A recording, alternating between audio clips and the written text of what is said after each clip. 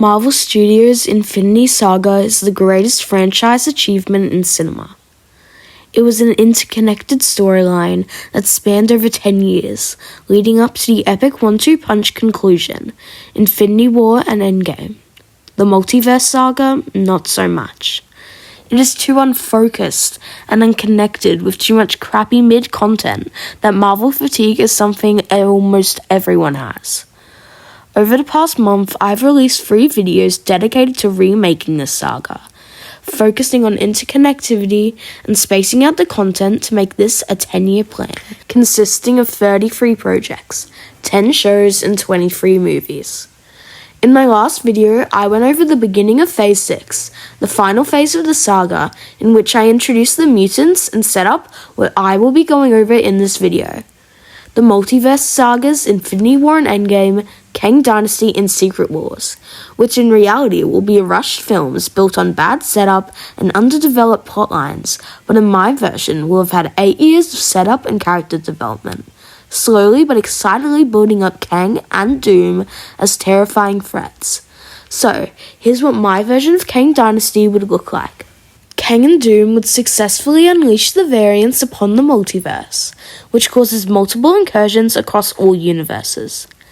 The Young Avengers, Agents of Atlas, Thunderbolts, and X-Men all come together to save the day, with some notable multiversal interactions being Daredevil meeting Ben Affleck's Daredevil and fighting, as well as some almost castings, like Tom Cruise's Iron Man, who'd interact with Spider-Man, and Emily Blunt as Black Widow, who'd interact with Yelena. But the most exciting ones would be saved for 2031's Secret Wars. Spider-Man would be the film's lead, with Ms. Marvel, Captain America, and Shang-Chi also having large roles, and after 5 years of being lost in the quantum realm, Ant-Man and the Wasp would finally be rescued.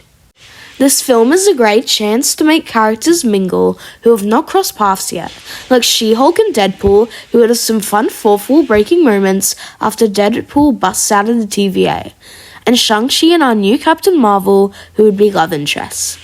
Bruce Banner would finally stop being Professor Hulk after getting beaten by Dr. Doom, and would unleash his inner rage monster onto him, almost beating him to death before Kang saved his life. Characters like Scarlet Witch, Wiccan and Speed, Moon Knight, and the Fantastic Four would not appear here, but they would have large roles in Secret Wars. The film would end with the death of Bucky, Okoye, and She-Hulk, as all worlds merge together to form Battleworld. Doom betrays Kang, killing all of his variants, and ends the film in charge of Battleworld. It would release April 5th, 2030. Similar to the Infinity Saga, we would have 2 projects in between Kang Dynasty and Secret Wars, starting off with Fantastic Four Negative Zone, which would explain that during the events of Kang Dynasty, the first family was traversing a plane known as the Negative Zone in search of Annihilus, a powerful being with connections to their source of power, vibranium. It would end with them all finding Battleworld and being kidnapped by Doom. It would release July 26, 2030. Next up would be the follow-up to Moon Knight, Midnight Suns. This would be a 6-episode show set on Battleworld, where Wesley Snipes returns as Blade to fight the monsters of the multiverse, alongside Moon Knight and Elsa Bloodstone. Punisher would also join the team, along with Swamp Thing from the Forgotten About 2000s movie, and Ghost Rider, who guest starred in Moon Knight. The main villain would be Jared Leto's Morbius, because it's Morbin time. Just kidding. Well, not actually. Morbius would be the main villain, but Jared would have to play a very different version for this to work. There being monsters to fight is especially exciting for Elsa, who spent Moon Knight being a monster conspiracy theorist.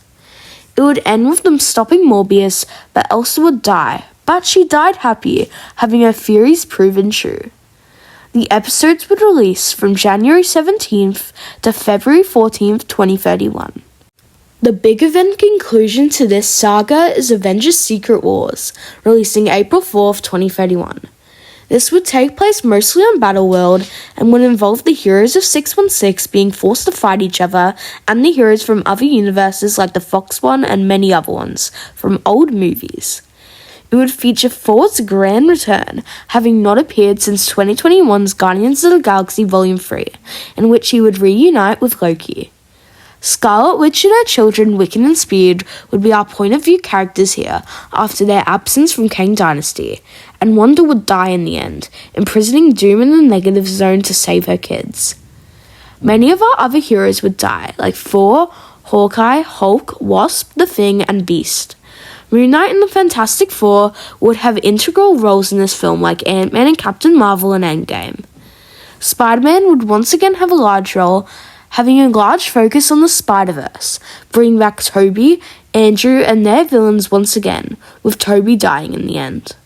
One of the stars of the film would be Chris Evans, in two roles, Johnny Storm and Old Man Cap, who would be similar to Logan and Logan and would help Sam level up and start believing in himself.